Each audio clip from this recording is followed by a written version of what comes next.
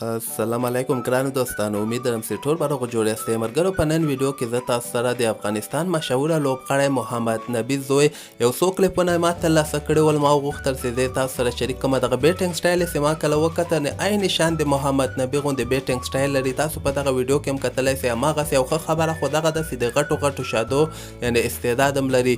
یوه لوبه دوبۍ کې هغه تېره ورځ ترسره شوله چې مین اف د میچ هم همدغسې وی و. په 1.5 بالو باندې 1 رنزه خپل ټیم لپاره کړی ول چې په دغه کې 2 غټې شپږیزې وهلې او 1 څلوریزې وهلې ده.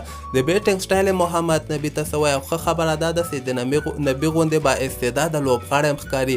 حالانکې عمر اوس کم ده، تقریبا 14-15 کاله عمر لري او نن سبا په شارجه په دوبۍ کې دغه ټورنمنټ شروع شوی و. هغه تېره ورځ هم یوه لوبه کې ډېر زبردسته بیټینګ ترسره کړی وه او دغه لوبه تېره ورځ بیا ترسره شوله چې ډېر ښه بیټینګ یې ترسره کړی. تاسو شاټونه وګورئ چې د غټو شاټو صلاحیت هم لري. نو ډېر زبردسته لوبغاړی دغه تېر وخت کې که تاسو ته یاد سي په افغانستان کې مې یو داخلي ټورنمنټ کې همدغسې 15-14 کلن لوبغاړو سره دوی لوبه ترسره کړې وله. هغلته هم ډېر ښه ځلېدلی و. نو یو وخت کې همدغه باندې باید همدغه اوس نه کار شروع کړي، ځکه دغه کوم لوبغاړی چې په کم عمرۍ کې په هارډ بال باندې لوبه ترسره کړي دغه بیا د بیټینګ تخنیک هم ښه او دا بیا لیاقت لري، استعداد لري چې په د انټرنیشنل کرکټ کې هم ښه وځلېږي. نو دغه نبي یو ډېر ښه کار شروع کړی چې خپل زوی باندې همدغه اوس نه کرکټ شروع کړی ده. که وخت کې یو وخت کې به که خیر دی د افغانستان 19 کلن ته به هم راسي، بیا به A ټیم ته راسي او همدغسې که خیر وي همدغسې که دی خواري او محنت وکړي او وخت کې به د ملي ټیم کې هم د افغانستان لپاره لوبه ترسره کړي. تاسو ته دغه لوبغاړی څنګه ښکاري؟ لاندې ما ته په کمنټ کې حتما ولیکئ او د کرکټ تازه خبرو لپاره تاسو دغه چینل هم در سره